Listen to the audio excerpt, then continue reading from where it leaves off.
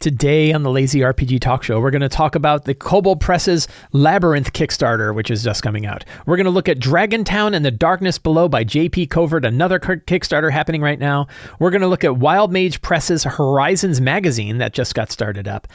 A quick look at the Beadle and Grymm Greyhawk map pack that is available. Is D&D 2024 Player's Handbook the fastest selling D&D book of all time? Answer is yes, but we'll dive into that topic.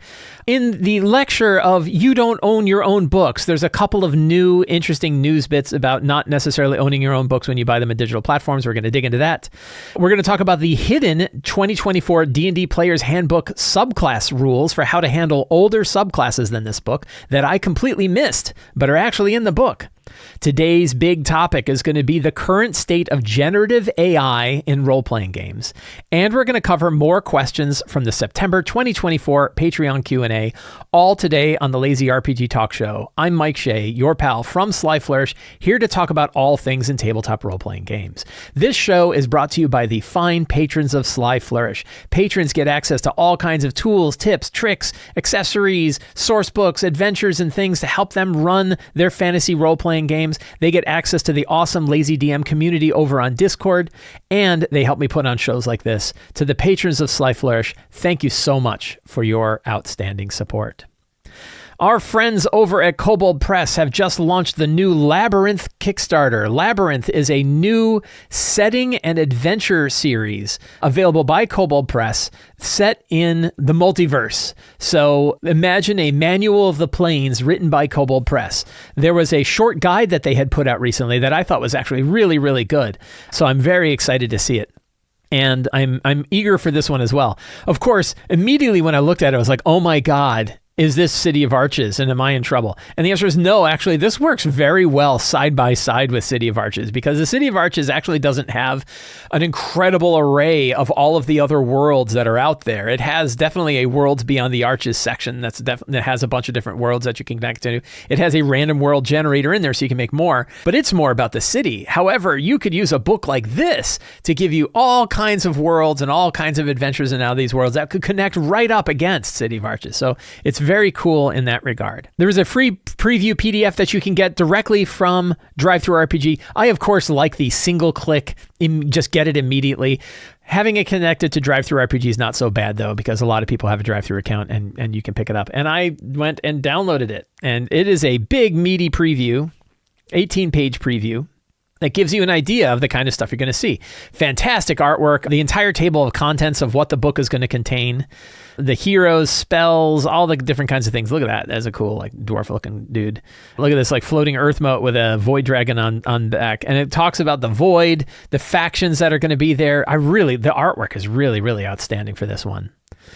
And one of the things about this Kickstarter, it is two separate books. So there is the Labyrinth book itself, which is a world book, and there's an entire book of adventures. So that's going to be cool. The other interesting thing is they have partnered with Beadle and Grimm. We're going to talk about another Beadle and Grimm pack to build a whole thing with maps and map packs and accessories and other things. So a Beadle and Grimm GM vault is one of the things you can get. So for $125, you can get the Beadle and Grimm vault, which includes 6 battle maps, 10 GM maps, 15 in-world handouts, VTT tools, 30 encounter cards, all the kinds of stuff that you'd expect from a good Beadle and Grimm set. So lots of different add-ons for this one if you're super excited about running this. I always look at it and say, do I know I'm going to run it? If I know I'm going to run it, I think it's worth really putting into getting a lot of the accessories for it, because I know that it's going to be worth it over the time. If I'm not sure when I'm going to run it, I usually pick up the book because I like to be inspired by the material. I don't necessarily need to pick up everything that they've got. But man, Kobold Press is nailing it out of the park. I just got the Game Master's Guide from Kobold Press as the third book of the Tales of the Valiant series. It is awesome. So there's lots of really cool stuff that they've got. And I would definitely go and check out. There's no reason whatsoever not to download the free preview. Take a look at what you can find in there. See if you dig it. And if you do, back their Kickstarter. I backed it. I think I ended up going for the collector edition cover because I was like, oh, that looks cool. And now I have a problem, which is now that's this guy over here on the left, the limited edition covers for the adventure in the workbook. The problem is I now got them for Tales of the Valiant, and I like those limited edition covers so much that now I'm stuck in this sort of like, I got to get all the limited edition versions of the book. So that's going to be costly. But it looks really cool. Lots of cool accessories, very cool setting. I think really a really neat thing that you could probably tie into a lot of different worlds. a lot of different campaign settings. So I am very excited for it. I went and picked up both the adventures and the world book. I think there's a lot to be had there. So that is the Tales of the Valiant Labyrinth Kickstarter, which is going on right now. Very cool stuff. Dragontown and the Darkness Below. JP Covert is a fantastic creator of tabletop role-playing games and a fantastic YouTuber. He is both an artist and a designer and uses these talents together to create really awesome products. JP Covert did send me a preview release of Dragontown and the Darkness Below. He has a kind of a preview version of the book. It's like a print-on-demand version of the book that's going to come out after the Kickstarter. So this is more of a preview version of the book than the actual book itself. But I had some time to sit down and go through it and look at it, and it is just awesome.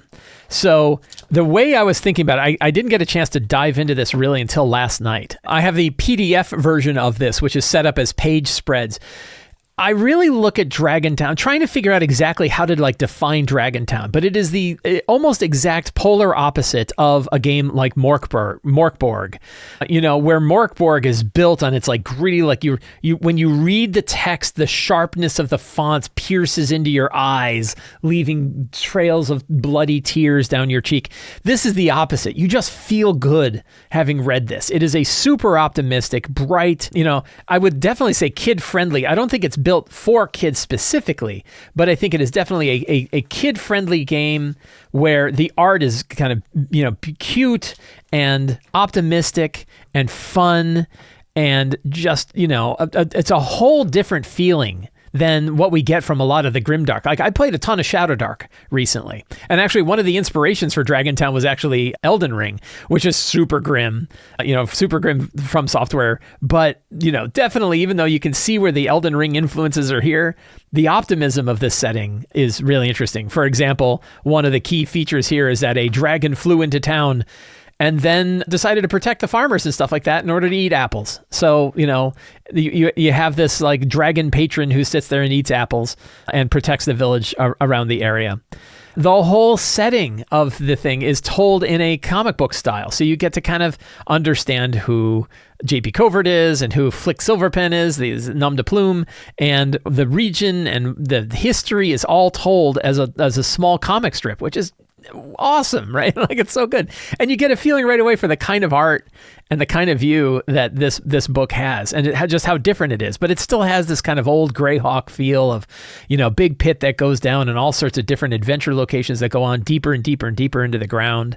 A whole thing about how to use the guide. One important consideration for this is a system agnostic adventure, a system agnostic book of adventures and setting that has some really crafty ways of saying hey, here's how you can tell the danger of different creatures by this danger meter, right? Some stuff has, no statistics at all. Some of it is very lightweight. Some of it is very difficult. So you can then use that to then decide based on my system that I'm bringing to it, how difficult or how easy are these various challenges that you find in the game. I think that's really that's really smart. The whole region, the town itself is filled out, so all the different kinds of locations in the town, but then there's also the regions around it, the regions of adventures that are going on there. Here's a whole section of friendly faces. And all throughout is this kind of art. Here's a farmer riding on a giant bug, right? The farmer bug who's collecting the magical apples. So, there's these 2-page spreads, the design of it. The design kind of fits this kind of old school design of everything fitting on just they call it an old school design, but old school books are never this nice, where they have sort of a 2-page spread that has everything you need on just that 2 pages. Really excellent design that makes it very, very table usable. Just really outstanding stuff. If you can't tell, so granted, I did get a free copy, but I got a free copy of the preview version. I backed it myself so that I'm going to get a full copy of the whole thing. But I've seen a lot of the work of JP Covert, who has sent me samples of his material in the past. Really excellent stuff. By the way, if you have not checked out JP Covert's YouTube videos, you definitely want to go over there and subscribe. He makes excellent videos, talks about map making, talks about illustration, talks about all kinds of stuff. Very positive channel. If you're kind of tired of all the sort of RPG business clickbait sort of stuff, which I sometimes have a tendency to fall into myself, you can relax by going and watching some of JP Covert's videos. They are excellent. Please, in the show notes, you can find a link to his video series. This looks like just an outstanding project, an outstanding Kickstarter. I give it all of the support that I can give, right? I don't have anything bad to say about it. And I've seen the products that he has produced. They are excellent. So I am very excited. You can see, like, as you go deeper and deeper into the ground here, you can get it. So that is Dragontown, The Darkness Below, a Kickstarter by Flick Silverpen by JP Covert. Is there a sample? Let's look for the sample, everybody. Download a 50-page preview PDF. One click to Google Drive. Look at that, JP. You following it? So 50-page preview that shows you the kind of stuff. You want to see the stuff that I was showing off, you can see it all in this preview, which looks like it's got stuff that you could use at your table today. So again, no reason not to go check out the preview. And if you dig it, definitely you want to pick it up. All kinds of different sets of material, including the book itself, the book plus accessories, maps, dice, cards, other sorts of things that you can pick up, a GM screen, all the sorts of things that you would want. Really, really looks cool. I endorse it fully. Please check it out in the show notes below. That's Dragontown and The Darkness Below by JP Covert.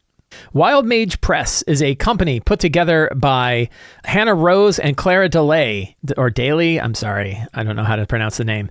Wildmage Press is putting out Horizons magazine. If you think about like a Dungeon or Dragon magazine, this is kind of that style. It is a quarterly RPG-related magazine. Looks beautiful. Like some of the artwork that they're showing off looks absolutely outstanding. And so Hannah was the editor of Arcadia for MCDM. So we already know that she can put together an awesome magazine. And Clara, I believe, was an artist who worked on that magazine. So the two of them together have created this independent venture for Horizons magazine. You can subscribe to it on Patreon. You can also subscribe to it directly from their website. The first issue is coming out. I believe it's coming out in 10 days, but you can subscribe right now. So you subscribe monthly and you get monthly rewards, but you will get 4 issues of Horizons magazine for the subscription. So looks really cool. I supported it myself. I went ahead and subscribed through Patreon, and I am eager to see the magazine that they have. So that is Horizons magazine by Wildmage Press, coming out in 10 days. Once one of the issues is out, I am sure that I will give it a look, and we'll talk about it here on the show. Beadle and Grimm. Beadle and Grimm put out has now available. I guess it's not available. You would get it later this year. It looks like December 2024 is when you would get access to this. But the pre-order is out now for a 2024 D&D Dungeon Master's Guide Premium Map Collection. No, I don't want to be added to the wish list. This is a box set, $144 on sale right now, $160 normal price. That includes a Greyhawk GM screen. It includes cloth maps for the region of Greyhawk and the city of Greyhawk, and a whole bunch of remastered battle maps for many of what they say are the black and white maps that are included inside the Dungeon Master's Guide. So what's interesting is they're telling us a little bit about the kind of stuff that we expect to see in the D&D 2024 Dungeon Master's Guide. I think we're going to learn a lot more about it this next week. They have a big series of videos that they're going to be releasing over the next few weeks talking about the Dungeon Master's Guide. So we're going to learn a lot, but a whole bunch of different dungeon maps, barrows and dragons' lairs and hideouts and mines and underdark warrens and volcanic caves and above ground maps and things like that. So it looks like it's got some really cool stuff in here. If you are a fan of Greyhawk, or you plan on running campaigns in Greyhawk, if you typically use battle maps for your combat and you're looking for a bunch of general purpose, general use battle maps, it would cost you a lot more than $144 to make all of the material that you can get in this box set. So in that sense, I think it's actually a pretty good deal. I tend to run a lot of Theater of the Mind, and I don't know if I'm going to be running anything in Greyhawk anytime soon. So I'm probably not going to pick it up. But I think if I was doing either or both of those things, I would certainly pick up this pack because it looks really good. So check that out. That is the Beadle and Grimm Dungeons & Dragons Dungeon Master's Guide Premium Map Collection. So a press release went out from Wizards of the Coast saying the 2024 Player's Handbook is the fastest selling Dungeons & Dragons product of all time. This came out on September 25th. So since the release, they have not had any book. The previous most quickly sold book was Tasha's Cauldron of Everything, but now the D&D Player's Handbook, the D&D 2024 Player's Handbook, is the fastest selling book of the fastest selling Dungeons & Dragons book of all time. This makes perfect sense to me. And if we think about it mathematically, we would really hope that would be the case. And the reason why is that the growth of D&D has occurred over the past 10 years gradually, right? I mean, it's been heavy growth, but now there are more people playing D&D now than there ever have been before. And this is the first core book release for D&D that's happened in 10 years. 10 years ago, there were far fewer players of Dungeons & Dragons overall. So you would hope that if you're putting out a new core book, that it would outsell every other previous book, particularly that you have more players now than you've ever had before. So all of this is really good news. This means that more people are coming into the hobby, that the hobby itself, I mean, there's questions like, were all of those purchases from people already playing D&D, or are they purchases from people that are learning to get D&D the first time? We cannot ask that question. We won't know the answer to that question for a while. So how much does the D&D 2024 books improve the hobby? Does it grow the hobby? Are more people playing? We may never really know that. We're still arguing about whether or not 4th edition was popular or not. So it could be hard to figure out. But I think we'll have a decent gauge, but it might take a year or two. We're not going to learn it in a week. And I think Wizards of the Coast, they know this too. So this is absolutely true, right? I think this makes perfect sense. But I think that we won't really know about whether or not the hobby has continued to grow or not.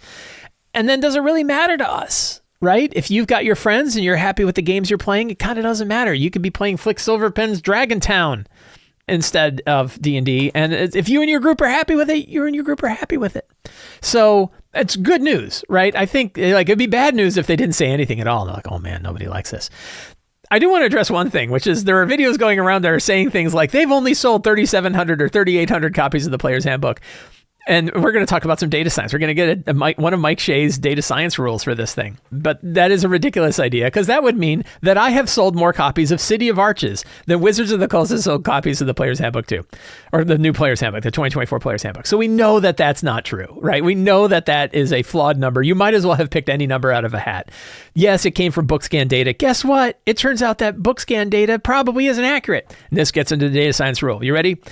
If you are digging into numbers and data and you find something really exciting and interesting and new, it means you're probably wrong, right? Data science is about confirming boring stuff far more often than it's about finding new stuff. If you look at it and say, wow, Wizards of the Coast only sold 3,700 copies of the Player's Handbook, if that seems outrageous to you, it probably means you're wrong. They've clearly have sold more copies than that. So I'm not going to get into why, although what you can look at is whatever, if ever you're looking at an amount of data and it's way off from something else, there's probably another reason. In this case, I think it's likely that Wizards of the Coast shifted distributors about a year ago. That shift in distributors means that the books are going out on different platforms, which may not be registered on whatever system or tool that you were looking at.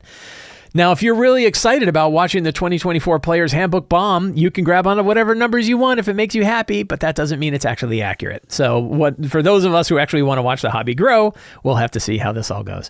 But anyway, so I don't think they'd be putting out a press release saying it's the best-selling product of all time. I mean, it should be the fastest-selling product of all time, right? That again, is kind of a boring statement, because when you think about it, that means that there's more people playing D&D now than ever, and this is the core handbook for that. So yes, it should outsell them. They should always outsell them. We'll have to see. So take a look at that. Anyway, kind of interesting stuff, but we're really not going to know how well this whole thing comes out, and maybe ever, but probably not for a couple of years. In the topic of if you bought it, so one of the things about the 2024 sales, probably they were including sales of the digital version of the book on D&D Beyond. In the category of you don't own your books if you bought them on D&D Beyond, there's a couple of new interesting news stories about this. California looks at putting a new law in place that says that you cannot imply you're buying a game or selling a game when you're merely licensing the game, which would mean that if you buy a book on D&D Beyond, we all know, right? Anybody that's been listening to the show, you don't own the book. You can't download it. You can't move it to another platform. You can't stick it on your phone. There's all these different considerations that you are basically leasing the book, and that lease can be plucked back or changed or anything like that. But Mike, you can download your book, you're saying. I've heard people say this. You can download your book, just get the D&D Beyond app for your phone, and then you can download the book, and then you have the book on your phone. Well, guess what? Both my wife and I went to a convention where we didn't have internet access. And when we sat down and we pulled up our characters on our phones, D&D Beyond app said, you need to reconnect to D&D Beyond to confirm your subscription before we're going to give you access to the books that you bought that are on this phone. That is an example of the phone home problem. Can you download it? Sure. But if I can't get access to it until I have an internet connection, it doesn't matter if I downloaded it or not. I don't know how often it requires that connection, but often enough that I hadn't used the D&D Beyond app in a while. And then when I was stuck without an internet connection and I was like, oh, I can at least fall back to my local copy, it failed. That was a practical example. This isn't just Mike Shea waxing philosophy about tech stuff. This actually happened. I had to take both of our phones and run into the lobby and try to connect and try to get a signal so that I could get both of our phones to connect and authorize the content we already had on the phones. You don't own it if you need to do that. If it needs to phone home regularly to see if you still subscribe to a thing, you don't actually own the product. And it'll be interesting because this California law means that they wouldn't be able to count those as book sales when they sell a book that you're actually not selling. Another part of this I thought was interesting was a link on that same one, which says, where do your Steam games go when you die? So this is a question. Can someone inherit your D&D Beyond account? Probably not, right? They'd probably have to buy them again. You can't switch people. You can't, put it in your will. You can't give these books. I can give all my D&D books to my heirs, but I can't give my D&D Beyond subscription and all of the books that I subscribe to my heirs. So it's another example of where you don't really own the stuff. So what should we do? Buy the physical book. The books are beautiful, by the way. They're really, really good-looking books. So buy the book. Buy a physical book. And when you have that physical book, you have it forever. You care for it. It can last 100 years. It can last 500 years. It could last 1,000 years. If it's well taken care of, it can last. Computers could be going. All sorts of things shifting around. Doesn't matter. If you have the physical book, that's something that you actually own. And this is one of the few hobbies where we can go buy a physical book and own it and keep it. You can't do that with video games. You can't do that with your Steam library. So another interesting thing about the D&D 2024 Player's Handbook, I did my flip-throughs. We're not going to get into the drama of the flip-throughs, but I did a big flip-through of the D&D 2024 Player's Handbook. I've talked about it here. And one of the things that I saw that was missing, I thought was missing, was any kind of description about how to handle compatibility with previous subclasses. I saw that they had in the D&D Beyond, in the D&D 2024 Player's Handbook. We're going to go to the free rules here. So in the early sections of the D&D 2024 Player's Handbook, it includes a little breakout box that talks about converting backgrounds and species from older books. And it gives you very simple guidelines for how to do so. In fact, these guidelines are better than choosing a background from the 2024 Player's Handbook. Something I learned when I was remaking some of my Adventurers League characters yesterday. I was like, man, I hate having to go through backgrounds and figuring out which is the perfect background that gives me a feat that I actually care about, plus the ability scores that I need for this character. But when you use a background from a previous one, you get to move you choose any one of the origin feats and choose any of the ability scores that you want to move. I kind of wish they just did that for everything. I myself am probably going to house rule if and when I run D&D 2024, I'm going to house rule that you can pick your ability scores and you can pick your feat separate from your background. That way you can pick a background that actually makes sense for the character you have instead of trying to min-max exactly which one gives you the right ability scores plus the talent. But I noticed that this was pretty much it when it came to any kind of discussion about backward compatibility. In particular, my big question was, well, what about subclasses? How do you manage subclass background compatibility? So I was on EN World hanging out in one of the forums, and I saw that Mike Merles had mentioned that, oh no, they have rules for that in there. And I was like, where? I don't think there's anything about managing subclasses. And he said, take a look at the descriptions of the subclasses in the classes. And I was like, huh? And I took a look, and sure enough, it describes whenever you go to a class and you look at the subclass feature, right, that you get at 3rd level, it says, the cleric subclass, you gain a cleric subclass of your choice. The life domain subclass is detailed here after the class's description. That's because I'm using the free rules. A subclass is a specialization that grants you features at certain cleric levels. Here is the key term. For the rest of your career, you gain each of your subclasses' features that are of your cleric level or lower. That one line makes all of the previous subclasses that have been available since 2014 compatible with the D&D 2024 rules. It says this on every subclass for every one of the classes. And you're like, well, how is that the case? And the reason why is because it says for the rest of your career, you gain each of your subclasses' features that are of your cleric level or lower. And that's because older subclasses sometimes gave you class features at different levels than the ones that you would get when you have a subclass here. So, for example, when you get a new subclass feature, as you grow in character level, whatever subclass features would be available to you let's see. It's subclass features. You gain cleric subclasses at lifetime. For the rest of your career, you gain each of your subclasses features that are of your cleric's level or lower. So at 6th level and at 17th level, for example, are when you gain new subclass features. And the key is when you hit those levels or you grant those new subclass features, and if you're looking at a subclass where those features came at different levels, all of the ones that are of that level and below you gain. So in some cases, you might actually gain 2 subclass features because of the way something worked out. And here's an example. If you look at previous cleric subclasses, you actually got stuff beginning at level 1. So in this case, you're not going to get those level 1 features until you hit level 3. But once you hit level 3, then they will all catch up. So this was a very slick way to make subclasses directly compatible, all of the previous 2014 and above subclasses compatible with the 2024 rules, without even really having to have a breakout box. I actually think it was a little too subtle. Like, I really think that they could have taken a breakout box and explained this a little bit more, because it makes sense. And they certainly trimmed it down to the fewest words needed in order to make that clear. But I'm a pretty experienced D&D guy, right? And I completely missed it. Now, I've heard about it, so I already knew how that was going to work out. But they could have had just a little breakout box in either the first one or again in that character one and said, hey, by the way, here's how we handle the subclasses now. Just a little bit of something to give me a guide of that's how that works, because I completely missed it. And it took the lead designer of 2014 D&D to show it to me before I recognized it. Now, I had heard about it previously because they did talk about it on videos. They had some compatibility videos on YouTube where they described how that works. And I knew that it worked there. And I also had seen the new Adventurers League rules work the same way. So it's actually pretty slick, because it also gives you a good idea about how is 2024 directly compatible with all the previous stuff. And the answer is, if you can fit the entire rule into 12 words, that means it's pretty compatible, right? There's not a lot of conversion that really has to go on.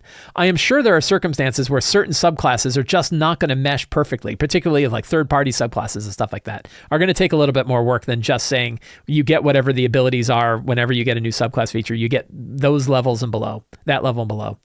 For the rest of your career, you gain each of your subclasses features that are of your cleric level or below for the rest of your career. So I think you're right. Yeah, I think you're right. I think that if there's a subclass feature, let's say you got one I don't know how often that happens. I'm not sure what subclass features showed up at different levels. The only ones I know about were the ones that happened below 3rd level. I don't know that there are subclass features that show up at levels that are different from the ones that are in here. So I thought that was an interesting little tidbit about what the compatibility of D&D 2024 looks like with all of their previous 2014 stuff. And I actually think it's pretty cool. Today's big topic is going to be the current state of generative AI in tabletop role-playing games. This is obviously a big topic. It comes up in the Sly Flourish Patreon quite a bit. We talk about it on the Discord server quite a bit. A lot of different people have talked about it in a lot of different ways. There's a lot of different opinions about this. My main point up front, the main thing that I would like you to get an idea from is I really feel like the best large language model you can use to help you run your game is your own brain.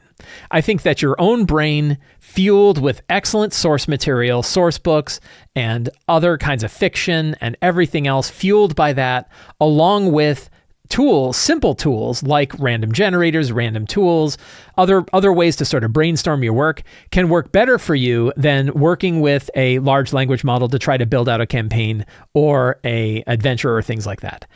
However, there are people that I talk to, there are friends of mine who use it, and they say that it's working really well for them and that they're able to get a lot out of it. So who the hell am I to tell them that they're not getting a lot out of it? If you think that you're getting a lot of value out of it, it's not up to me to convince you that you're not. You get to decide if that's there. But I will ask you two questions that I think are worth asking. One is, are you really getting out of it more than you could get by reading books, cross-referencing your books, taking notes, jotting things down, using random tables in order to shake up your brain and come up with really cool ideas on your own? And two, is it worth the cost of the world to use those large language models for that? So what are those big costs?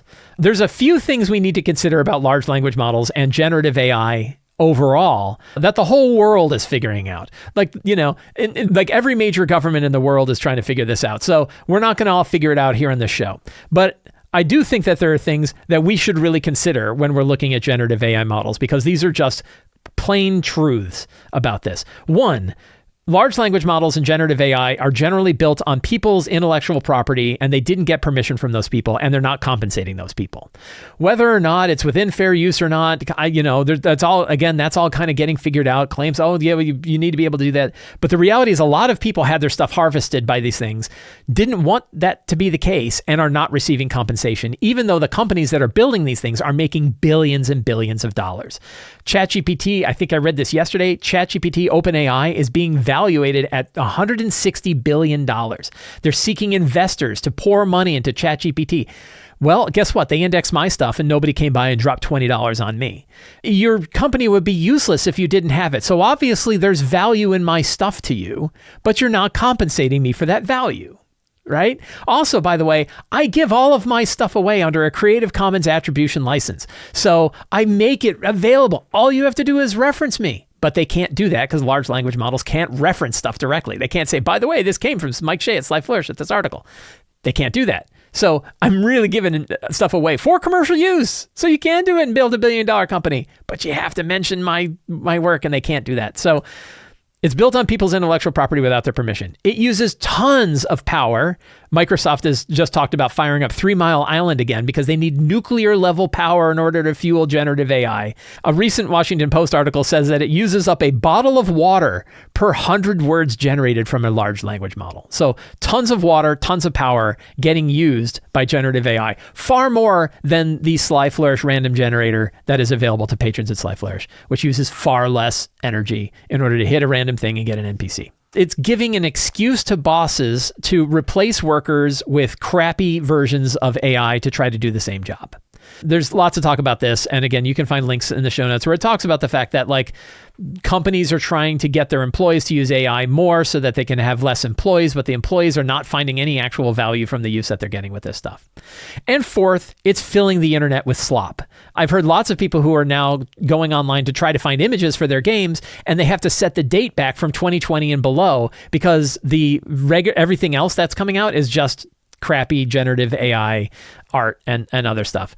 There is an article recently from the guy who ran a program called WordFreak, which is a word frequency application that was used for Linux that was based on human language. And he said, I'm not going to update it anymore because the internet has been filled with such generative AI crap that we can no longer trust that it's actually being generated by humans, which makes this tool not work anymore. So he's shutting down the use of the tool because the internet is so filled with generative AI stuff that you can't trust that you're actually getting anything from a human being. These are all real problems that it has that go beyond tabletop role-playing games. But I think they are all problems that we should be keeping in mind when we're looking at using generative AI for any of the stuff that we're doing. And maybe you can say, yeah, Mike, I know all 4 of those things are true, but I'm still going to go ahead and use it because it's useful in my game. That's fine. That's your choice. I'm not here to give you a moral lesson that, oh, you shouldn't and you're a terrible person because you generated a picture for your game on Wednesdays. But I think it's worth knowing that those things are true. And I think it's also worth asking, am I really getting value out of it considering those 4 things are true? That's something that I think is important.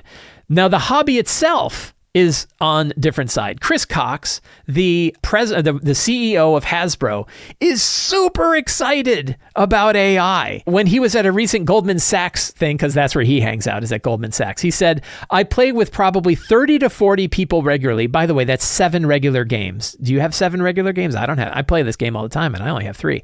But I guess when you're a CEO, you can have 30 to 40 different people you play with.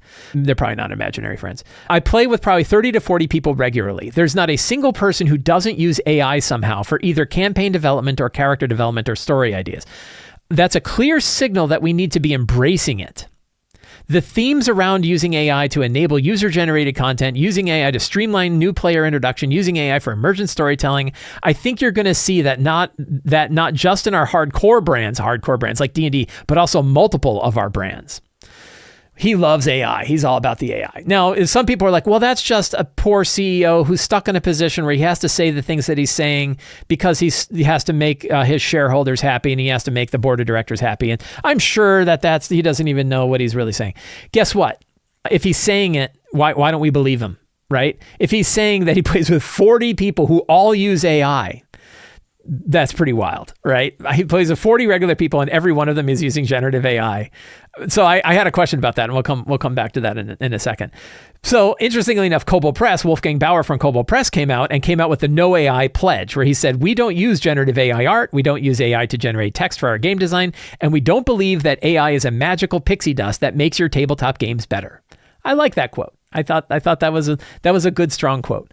So obviously, even in the RPG industry, we have one person who's like, I have 40 friends and they use AI all the time. And then we have another guy who's like, I think AI is an antithesis of the RPG hobby. At the high levels, we can't even agree. I was curious about Chris Cox's 30 to 40 imaginary friends that all use AI. And I said, I wonder how many people are using AI in general. And I can't survey the whole world, so I don't know. But I can put out a YouTube poll that reaches a lot of people. I reached about 3,700 people who answered back. So I can tell from the 3,700 surveyed GMs and players how many of them regularly use generative AI to either prep their game or as part of their gameplay.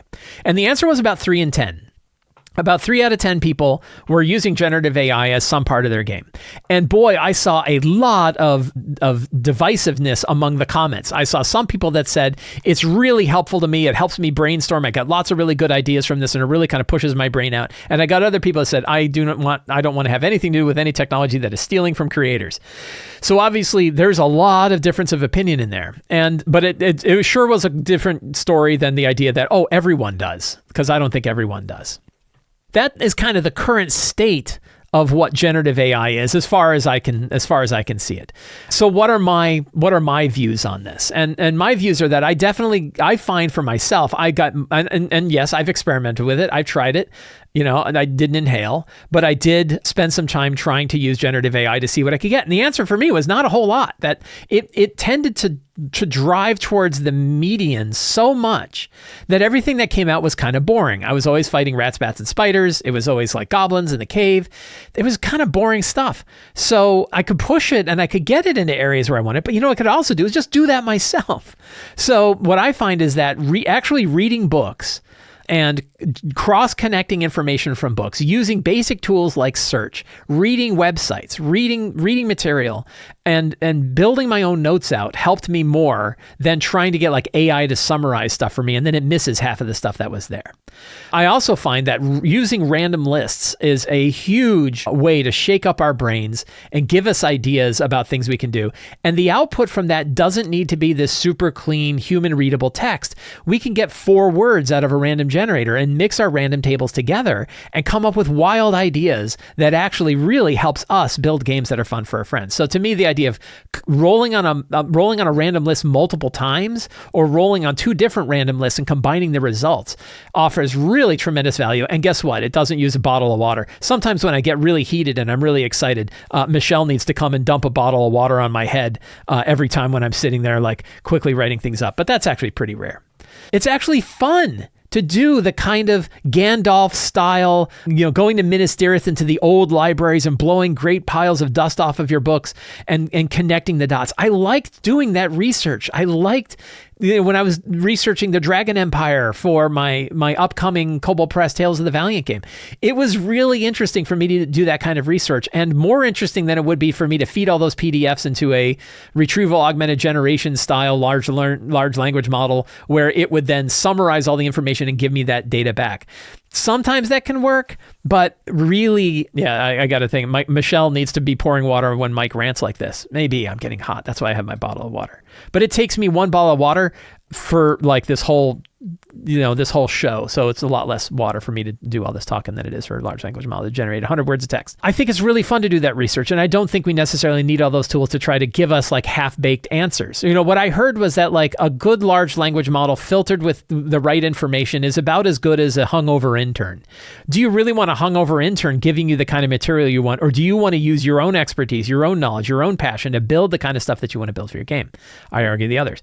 I do find generative AI and large language models useful in certain circumstances. The big one for me is I do find it useful for doing small coding projects, and I've used large language models to do small coding projects. The thing is, like, sometimes it really, those kind of generative AI gives us the feeling that it's offering better results than it really is. And I'm not just talking about like hallucinations. Like we all know that like large language models in particular have hallucination problems where they will often make up things or give you results with a high confidence that are clearly false. But it also, like, because it reads like a human being, it makes us trust it more than if it was like coming back with just 4 words coming out of random generator. That I think there's more to it than just hallucinations being a reason why it's selling us on this. And there's more, there's something about it. It truly is magic. And when I say it's truly magic, what I mean is it's magic in the sense of magic in our real world now. It's a trick. They didn't really pull a quarter out of your ear. They were hiding it behind their fingers. They didn't really, David Blaine didn't really levitate off the ground. He was just hiding one of his feet, which he stood up on. So it's magic in the sense of misdirection and false attention and deception than it is actual magic. And I think that's something I've discovered. I've been, playing with it a lot. I've been researching and studying and reading a lot about it. And there's, that idea that it's going to keep growing and it's going to change the world. I'm not so sure. But boy, they're pouring money into it. That's the other part of it that I'm not really talking about. And I didn't mention in the kind of the big problems. But one of the big problems is that it's a huge bubble. People are pouring money into this. I saw something yesterday where it said that that ChatGPT wants to increase their prices by like 10% a year. It is at the perfect time for enshittification, where it's giving us a service that costs them way more than we're actually paying for it, so that we all get used to it and we all want to use it. And then the rug is going to get pulled out, and either we're going to pay a lot more, or we're going to be inundated with ads, or some of the material we're going to get back is advertisement based, or who knows what's going to, or the whole thing could collapse, right? We don't really know. But, what I can tell you right now is we're at stage 0, which is trying to give us a service that we love. One thing that I heard that made me maybe pause was the question of the reason we like it so much is because it's one of the few areas of the internet that isn't completely inundated with ads and other stuff yet. And because it's a clean interface where you can type a question and get an answer, and that's so much better than Google, with how enshittified Google is, so much better than most of the commercial search engines, and certainly better than a lot of the websites where you're constantly getting pestered to sign up for newsletters, or you're getting like a ad blocker warning that says, oh, we see you're using an ad blocker, you're sure you want to do it? The rest of the internet kind of sucks so bad that when we go there, it's the one island in the sea of crap. And we like it because it actually gives us an answer. For now, they are paying. I mean, again, money is pouring into it.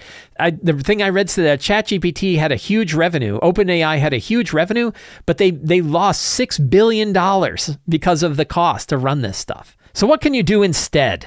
So on Monday, I have an article coming out the same week called The Best LLM for Generating Your Stuff is Your Brain. This article talks about all the things that I've been saying. In fact, I'm going to link to this article rather than linking to all the sources of stuff that I've got. But in this article, you'll find things that you can do instead of working with an LLM that can actually make your game better. And some examples are: read the source books, highlight them, reference things, take notes, connect the dots, enjoy the experience of diving in. Think about your characters, think about your villains, write down secrets and clues, write down flash fiction that you can give to your players. Actually write your own flash fiction. Don't have ChatGPT whip up flash fiction. Make your own and send it out to them. It's a fun creative exercise to come up with a 100-word bit of flash fiction to show them how the world is moving around them. Think up lists of 10 things. This is my big brainstorming thing. I do this all the time. I love it. I think that it's way better than coming up with one good solution or thinking real hard to come up with one good solution, is to think up lists of 10 solutions and then pick some of the best ones. And that can be NPCs, locations, monsters, quests, factions, secrets, and clues. Anything else you need for your game, come up with a list of 10. If you can, come up with a list of 20 and make it a 1d20 roll list. And now you've built your own random list that you can use for things. Use Dyson maps. You don't need AI things to come up with maps. You can use Dyson maps. He has like 1,300 maps on his website that are available for free, written by a guy who knows how to make maps. Awesome maps, and many of them are available for commercial use. Mash together random tables, roll on multiple tables, roll on multiple times on the same table, mash up those results and come up with really interesting, meaningful random encounters and random ideas for your games. Build your own faction table list for your campaign. Your campaign is unique. There's unique players that are going on, unique factions at work. Make a random list of those factions and then combine that random list of factions with things like items, NPCs, quests, and locations, so you can generate really unique stuff for your campaign without having to go back to a large language model and do it. As examples, I have a Forgotten Realms faction list and an Eberron faction list available on Sly Flourish. You can see those linked up there too. And then I have a whole bunch of articles, again, linked in this one article about LLMs, on other brain tricks that you can use in order to really think creatively around your game, like creative mind exercises for D&D, breaking conventional thought with random tables, how to play D&D anywhere, developing your DM brain attic, great ideas for your RPGs, good books of random tables, and random creativity in D&D. There's also other tools that you can use. The Lazy GM's resource document, a free Creative Commons released document that comes from the Lazy DM's Companion Workbook and Return of the Lazy Dungeon Master, includes lots of random tables you can use. Of course, those tables are available in the Lazy DM's Workbook and the Lazy DM's Companion. You can mix them all you want. I love Perchance. Perchance is an online tool that lets you generate your own online random generators. You can even download those generators so that you have them even if Perchance goes down. The random generator that I have as a Patreon feature, the Lazy GM's random generator, is built on Perchance. Fantastic tool, fantastic resource where you can build your own random tables and mix together your own random tables. It's great. Donjon.bin.sh is a fantastic and venerable random generator for all sorts of fantasy RPGs and specifically usable with D&D and 5e. It's fantastic. There's a lot. The art. The big question is, well, what about art, Mike? I need to generate art. There's lots of different kinds of art that you can get from actual artists on places like the stock art on DriveThruRPG, which has great art by real artists with licensing reasonable licensing costs that you can use if you want to use it in a professional work. If you're looking for like characters or NPC portraits for your game, check out Inkwell Ideas portrait decks. Again, available in that article. You can find a link to it. Those portrait decks give you hundreds and hundreds of different character portraits that you can use for all kinds of things. It works really great. And of course, for big books of random tables, the Dread Thing Nomicon is probably my favorite giant book of random tables that you can use to build all kinds of different fantasy situations. So those are all different ways. I didn't want to just sit here and rail on generative AI and talk about how much it sucks and that you should do other things. I wanted to give you ideas that you can use. No, I just rattled off a ton of stuff. There's no way you remembered all of that. So please check out the article. I will link to it in the show notes. You can find that link and you can find a whole bunch of different resources for how to really bend your brain about this RPG, just like we've done for the past 50 years running games for our friends. And that is where I think we really get value out of this. And that's why I think the best large language model is the one between your ears, your own brain. Every month on the Sly Flourish Patreon, we have the Patreon Q&A. Any member of the Patreon can ask an RPG-related question. I answer all of the questions every Friday. Some of those questions I bring here to the show where we can dive into them a little more and a little deeper. Skylar L. says, I think it's great that D&D has free rules. Paizo puts every single ancestry, race, class, subclass, etc. out for free on the Archives of Netherus, which is their system reference document. The books are more so for lore and the extra meaty details, whereas AON is the raw rules and numbers. What should be the standard in the industry? Paizo is doing a lot and putting a lot of revenue on the line, but makes their games more accessible. I understand why WotC doesn't make everything free, but was curious what your thought is. Oh, I've got so many thoughts on this. This is why the question is here. First of all, no company owes you anything for free. Companies owe you a product, you give them money and you buy that product or not. So I don't think that there needs to be an industry standard. Like when you say what should be the industry standard, I don't think there is an industry standard. I don't think we should expect to receive an industry standard. And I think every company has to decide what the benefits are, how they feel about the industry, and what the benefits are for releasing what kind of material into any kind of open license agreement or making it available for free. Paizo puts out all of their material on the Archives of Netherus. I didn't actually know this. I haven't been to the Archives of Netherus, but I did know that it was there. And they release it all under the Orc license. But the Orc license also has limitations. The Orc license is a share-alike license, which means any material that if you use their material in your product, everything you create also has to be available under that same license, which means they can use it too. So there is this top-of-the-line value where whoever the top of the food chain is for a viral license gains all of the benefits of everybody's license down below it. And that's a little questionable.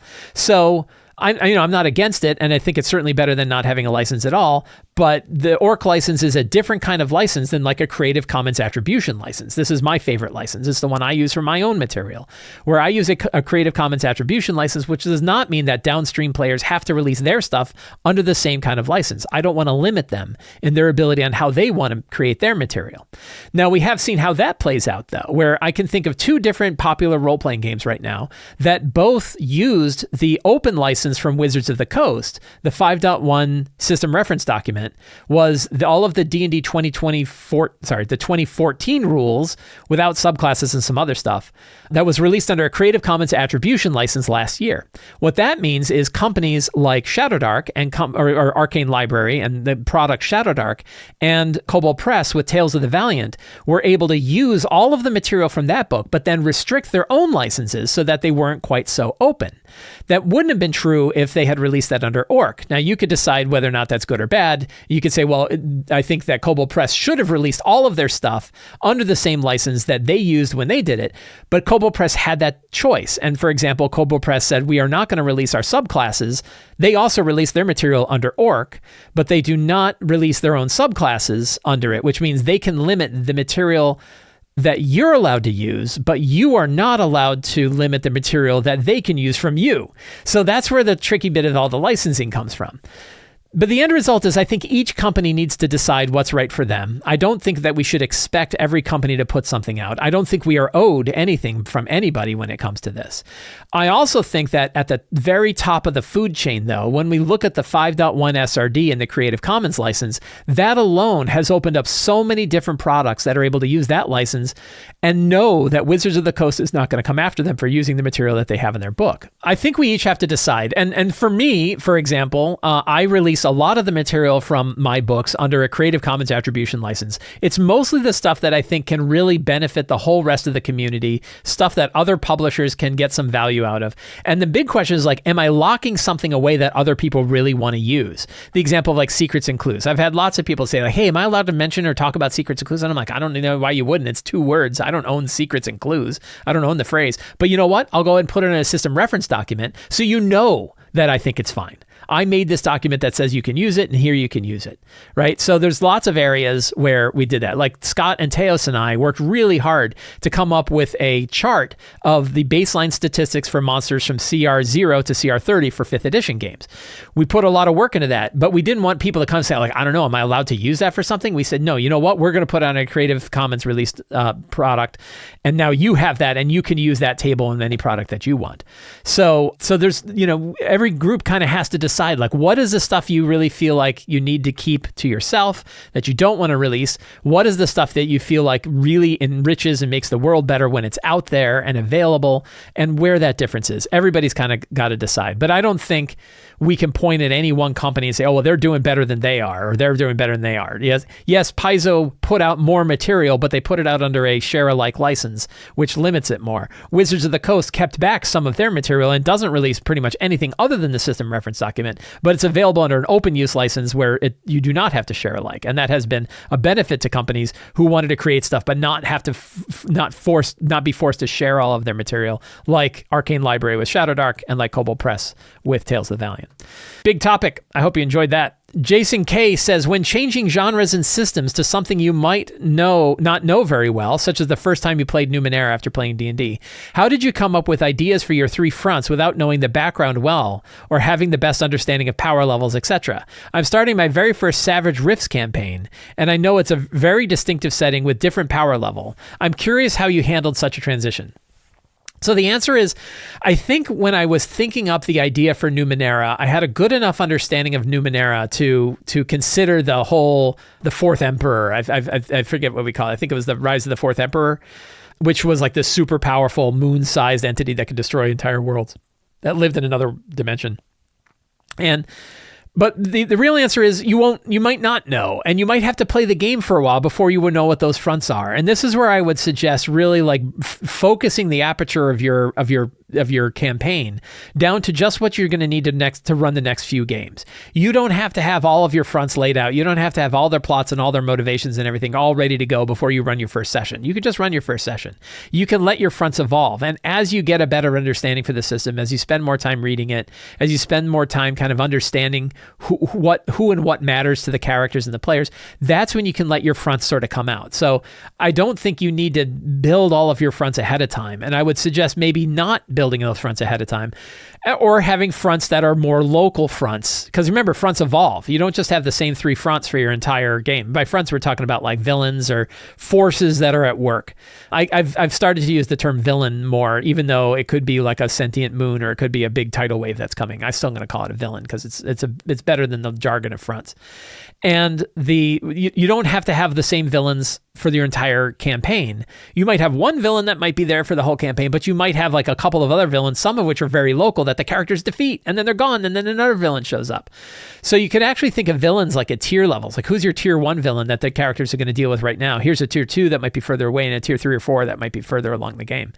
But don't beat yourself up if you're not really understanding who a villain should be yet. That's fine. Understand the system, let it grow on you, see how things go as you're playing your games, and then start to put these villains in place that have their own plots going on with their own things happening. So I think that's the one thing. As always, be nice, be kind to yourself. And don't beat yourself up when you're dealing with stuff like that. Aaron W says, I'm hoping for some advice on how to politely not include a player in my next campaign. Well, this is a tough one. We're wrapping up our current one in 2 months, and I'm hoping to not have them at the table with our next one next year. I wouldn't call them a problem player, but they haven't learned any of the rules, their character's abilities, or spells, and we spend so much of the session retelling them how the basic things work. They just don't seem to care about the game, and I'd rather have players who are excited to be there. Would you recommend talking to them or just quietly not including them when I start up the next one? So this is really tough, and this is kind of goes beyond the realm of advice for tabletop role-playing games. It gets more into human nature.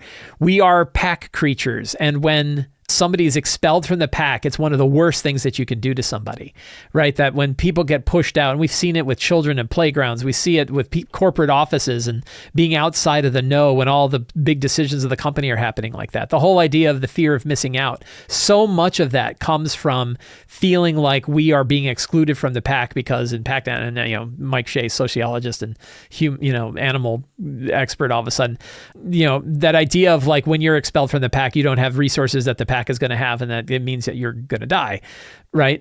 So we have to be really, really careful with how we treat people in situations like this, because and I mean, a problem player is a problem player. If somebody's really causing a problem and they're being disruptive for it, and particularly if they're being willfully disruptive, if they're violating people's lines that they're drawing in a game, if they are making other people then you just get to kick them out, right? You get to just boot them. If things are really disruptive, it's time for them to go. That's one thing.